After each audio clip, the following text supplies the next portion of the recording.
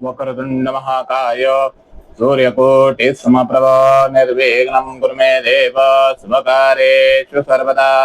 नमो गुरुभ्यो वरपादुकभ्यो नमः परेभ्यः वरपादुकभ्यः आचार्यसिद्धेश्वरपादुकभ्यो नमो लक्ष्मी परिपादुकभ्यः।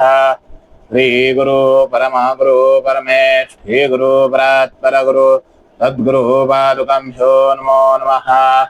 गुरुर्ब्रह्मा गुरुर्विष्णु गुरुर्देवो महेश्वरः गुरुर्साक्षात् परब्रह्म तस्मै श्री गुरवे नमः। शान्ताकारं भुजगशयनं पद्मनाभं सुरेशं विश्वाधारं गगनसदृशं मेघवर्णं शुभांगं लक्ष्मीकान्तं कमलनयनं योगिवीर्दानगम्यं वन्दे विष्णु भवभयहरं सर्वलोकैकनाथं विष्णुं जिष्णुं महाविष्णुं ब्रह्मविष्णुं महेश्वरान् अनेकरूपदैत्यानां तन्नमामि पुरुषोत्तमम्। अन्नपूर्णे सदापूर्णे शङ्करप्राणवल्लभे ज्ञानवैराग्यसिद्धार्थं भिक्षां देहि मे पार्वती। श्रीगणेशाय नमः। श्रीगणेशाय नमः। जय जय श्री कृष्ण। नमस्कार भक्त हो। श्री सद्गुरु कृपा ज्योतिष कार्यालय इचलकरंजी यांच्यातर्फे किंवा यांच्या वतीने आपले मनपूर्वक स्वागत करीत आहे। भक्त हो, आजचा हा भाग अत्यंत खास असा आहे, कारण आज आपण ऐकणार आहोत अधिक मास महात्म्यातील 5 ते 9 अध्याय 10 अध्याय, सर्वात भावनिक, सर्वात दिव्य आणि जीवन बदलून टाकणारे असे अध्याय। मलमासाचे गोलोकी गमन, त्यानंतर श्रीकृष्णांनी दिलेला पुरुषोत्तम मास हा मान, तसेच दुर्वास ऋषींचे आगमन, आणखीन मेधावतीचा अहंकार, त्यानंतर भक्त हो, ही फक्त कथा नाही तर ही एक भक्ती आहे, त्यानंतर श्रद्धा आहे, आणखीन अहंकारापासून सावध करणारी अशी ही दिव्य अशी शिकवण आहे। तर चला तर मग आपण डोळे मिटा आणि मन शांत करा, तसेच श्रीकृष्ण नाम घेत रहा। या दिव्य प्रवासाला सुरुवात करूयात। श्रीकृष्णार्पणमस्तु। तर आजचा हा पहिला अध्याय आहे, अध्याय क्रमांक 5, मलमासाचे गोलोकी गमन। मलमासाचे गोलोकी गमन। मलमासाचे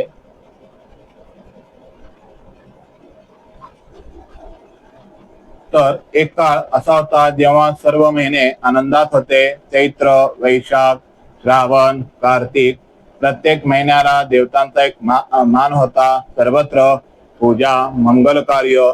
पण एक महिना मात्र अत्यंत दुःखी होता। तो कोपऱ्यात एकटाच उभा होता, डोळ्यात अश्रू, चेहऱ्यावर निराशा। तो म्हणजे मलमास। लोक त्याला अशुभ म्हणत होते। या महिन्यात काही करू नका, लग्न नको, गृहप्रवेश नको, तसेच मंगल कार्य नको, हे शब्द त्याच्या हृदयाला टोचत होते। तर भक्त हो, कल्पना करा की संपूर्ण जग तुम्हाला नकारत असेल तर मनावर काय परिणाम होत असेल। मलमास रडत रडत देवांकडे गेला, पण कोणालाही त्याचा स्वीकार करायचा नव्हता। तेवढ्यात वीणा वाजवत श्री नारद मुनी तिथे आले। नारद म्हणाले की नारायण नारायण नारायण, मलमासा तू एवढा दुःखी का बरे?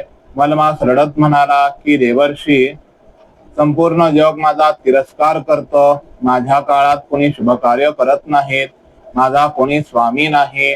हे ऐकून नारदाच्या डोळ्यात करुणा आली। तसेच ते म्हणाले की चल तर आपण श्रीकृष्णाकडे जाऊया। तर मग नारद मुनी त्या मलमासाला घेऊन गोलोकाकडे निघाले। तर भक्त हो, गोलोक हा म्हणजे श्रीकृष्णाचं दिव्यधाम, सुवर्ण महाल, चहू बाजूंनी दिव्य असा प्रकाश, गोप गोपींचा हरिनाम आकाशातून पुष्पवृष्टी आणि मध्यभागी सुवर्ण सिंहासनावर विराजमान असे श्री स्वतः भगवान श्रीकृष्ण, त्यांच्या चेहऱ्यावर तेज, डोळ्यात करुणा, ओठावर मंद हास्य, मलमास त्यांच्या चरणी पडला आणि रडत म्हणाला की हे प्रभो, माझा कोणीही स्वीकार करीत नाही, मी सर्वांना नकोसा झालेला आहे. श्रीकृष्ण शांतपणे ऐकत होते. तर भक्त हो, देव कधीही भक्तांचं दुःख दुर्लक्ष करत नाही. श्रीकृष्ण सिंहासनावर उठले, त्यांनी मलमासाला उचललं आणि प्रेमाने म्हणाले की तू दुःखी होऊ नकोस, आजपासून तू माझा आहेस. तर हा होता अध्याय पहिला. आता कृष्ण मलमासाची विज्ञापना हा अध्याय 6 चालू होतो. संपूर्ण गोलोक अत्यंत शांत झाला. सर्व देवता श्रीकृष्णांकडे पाहू लागल्या. श्रीकृष्ण म्हणाले की आजपासून तुला कोणीही मलमास म्हणणार नाही, मी तुला माझं नाव देतो, आजपासून तू पुरुषोत्तम मास म्हणून ओळखला जाशील. भक्त हो, हे शब्द ऐकात संपूर्ण गोलोक आनंदाने भरून गेला. देवता पुष्पवृष्टी करू लागल्या, गंधर्व गाणी गाऊ लागले, जय पुरुषोत्तम मास, जय कृष्ण. मलमासाच्या डोळ्यातून आनंद अश्रू आले. तो म्हणाला की हे प्रभो, मी या योग्यतेचा नाही हो. श्रीकृष्ण हसले आणि म्हणाले की जो जगाने नकारला आहे त्याला मी स्वीकारतो. भक्त हो, हेच तर श्रीकृष्ण आहेत, जे दुःखींचा आधार बनतात. श्रीकृष्ण पुढे म्हणाले की जो मनुष्य या महिन्यात जप करेल, तप करेल, दान करेल, तसेच उपवास करेल, हरिनाम घेईल, तसेच त्याच्यावर माझी विशेष कृपा होईल, त्याची पाप नष्ट होतील आणि त्याला अक्षय पुण्य मिळेल. हा होता अध्याय 6. आता आपण अध्याय 7 बघू की मलमासास ऐश्वर्य प्राप्ती. तर भक्त हो, आता पुरुषोत्तम मासाचं रूपच बदललं. त्याच्या डोळ्यात अश्रू होते, त्याच्याच अंगातून आता तेज निघत होतं. देवता त्याला नमस्कार करत होत्या. गोलोकात उत्सव सुरू झाला. गोप गोपी नाचत होत्या. सर्वत्र राधे कृष्णाचा भजर चालू होता. श्रीकृष्ण म्हणाले की हा महिना सर्वश्रेष्ठ असेल. या महिन्यात केलेली पूजा अनेक पटीने फळ देईल. दान केल्यास अक्षय पुण्य मिळेल. गरिबांना मदत केल्यास मी स्वतः प्रसन्न होईल. भक्त हो, म्हणूनच आजही अधिक मासात दान, जप, तप, भागवत वाचन आणि हरिनामाचं विशेष महत्व आहे. कारण हा महिना स्वतः श्रीकृष्णांचा आहे. हा 7वा अध्याय या ठिकाणी समाप्त झाला. आता आपण अध्याय 8 पाहू. विप्रकन्येचा विलाप. एका छोट्याशा गावात मेधावती नावाची ब्राह्मण कन्या राहत होती. ती अतिशय सुंदर, संस्कारशील आणि भक्तिमय होती. पण तिच्या जीवनात खूप सारं दुःख होतं. घरात गरिबी, संकट, तसेच सतत अपयश. एका संध्याकाळी मंदिराच्या पायऱ्यावर बसून ती रडत होती आणि मंदिरात घंटानाद सुरू झाला. समोर दिवे लुकलुकत होते, पण तिच्या मनात मात्र अंधारच होता. ती रडत म्हणाली की हे देवा, माझं दुःख कधी संपणार. तेवढ्यात एक वृद्ध साधू तिच्या जवळ आले. ते म्हणाले की बाळे, का रडतेस? त्यावर मेधावतीने सर्व दुःख सांगितलं. साधू शांतपणे म्हणाले की पुरुषोत्तम महिन्यात भक्ती कर, श्री कृष्ण तुझं कल्याण करतील. भक्त हो, कधी कधी देव आपल्याला योग्य मार्ग दाखवण्यासाठी संतांच्या रूपात येत असतात.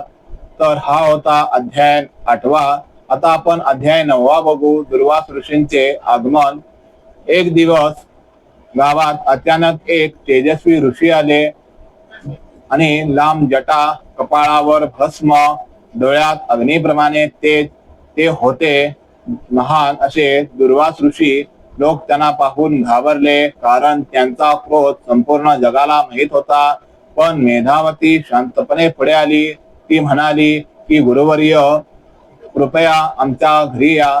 तिने प्रेमाने त्यांची सेवा केली, त्यांचे पाय धुतले, त्यांना आसन दिलं, त्यांना भोजन वाढलं. दुर्वास ऋषी प्रसन्न झाले. ते म्हणाले की हे बाळे, तुझी भक्ती ही खरी आहे. तुझ्यावर श्रीकृष्णांची कृपा होईल. मेधावती रडत म्हणाली की हे गुरुवर्य, माझ्या जीवनात अजूनही दुःख आहे. दुर्वास ऋषी म्हणाले की तू श्रद्धा सोडू नकोस. पुरुषोत्तम महिन्याची भक्ती करत राहा. तुझं कल्याणच होईल. हा होता अध्याय 9वा. तर अध्याय 10व्या मध्ये आपण पाहू की मेधावतीकडून अधिक मासाचा अनादर. तर काळ पुढे सरकत गेला. मेधावतीच्या जीवनात सुख येऊ लागलं, घरात संपत्ती आली, लोक तिचा आदर करू लागले. पण भक्त हो यशासोबत अहंकारही आला. ती हळूहळू भक्तीपासून दूर जाऊ लागली.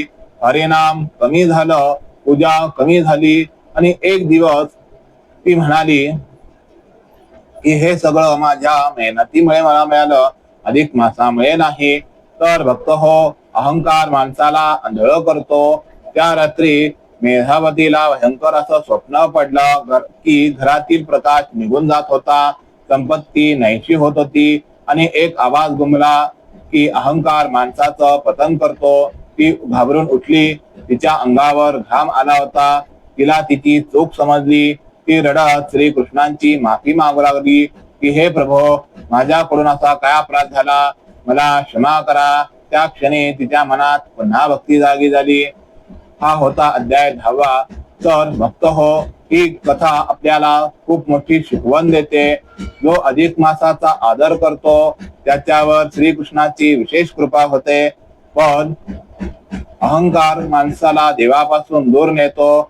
म्हणूनच नेहमी नम्र राहा, भक्ती करा, त्यानंतर दान, जप, तप आणि हरिनाम घ्या आणि श्रीकृष्णांवर विश्वास ठेवा. रामकृष्ण हरी, वासुदेव हरी, श्रीकृष्णार्पणमस्तु.